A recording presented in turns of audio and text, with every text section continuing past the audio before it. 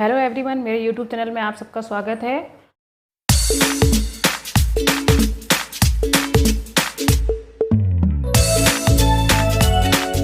आज हम पढ़ेंगे सार्वनामिक विशेषण तथा सर्वनाम में अंतर।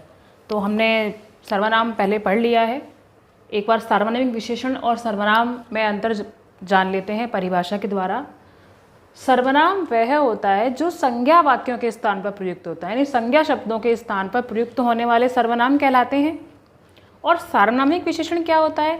जो संज्ञा शब्द के साथ प्रयुक्त होकर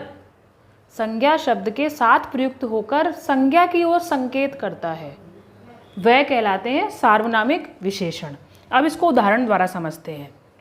वह खाना खा रहा है, यहाँ पर जो वह है यह है सर्वनाम।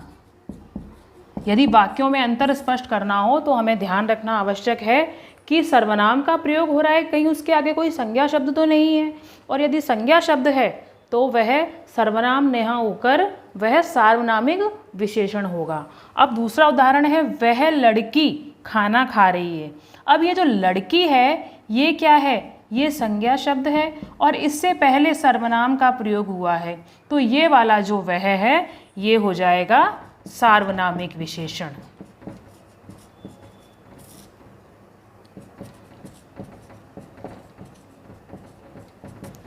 इस प्रकार दूसरे उदाहरण द्वारा समझते हैं। कोई तुम्हें बुला रहा है। अब यहाँ पर जो कोई है, ये जो कोई है ये तो है सर्वनाम, क्योंकि इससे पहले कोई भी संज्ञा शब्द नहीं है। अब दूसरा वाक्य जो है, कोई लड़का तुम्हें बुला रहा है, यहाँ पर जो लड़का है यह एक संज्ञा शब्द है और इससे पहले ये जो कोई प्रयुक्त हुआ है तो ये विशेषण का कार्य कर रहा है, अर्थात कोई के द्वारा इस लड़के की ओर संकेत किया गया है, इसलिए ये जो कोई है ये हो जाएगा सार्वनामिक विशेषण। तो दोस्तों, इसमें ध्यान रखने की बात यह है कि कभी भी जल्दबाजी में हमें सर्वनाम और विशेषण में जो अंतर है, सार्वनामिक विशेषण में जो अंतर है, उसको गलत नहीं करना है। पहले वाक्य को ध्यानपूर्वक पढ़कर समझना है, उसके बाद ही उत्तर देना है।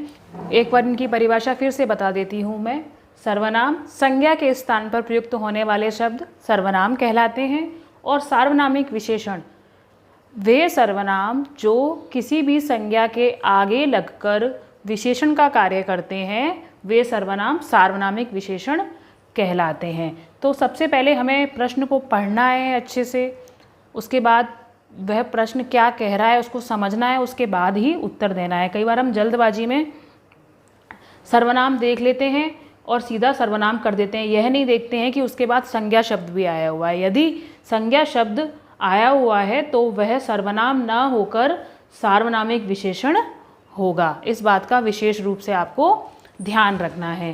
तो मेरा ये सार्वनामिक विशेषण और सर्वनाम में जो अंतर है ये टॉपिक समाप्त होता है। यदि आपको वीडियो पसंद आए तो please like, share and subscribe करें। धन्यवाद।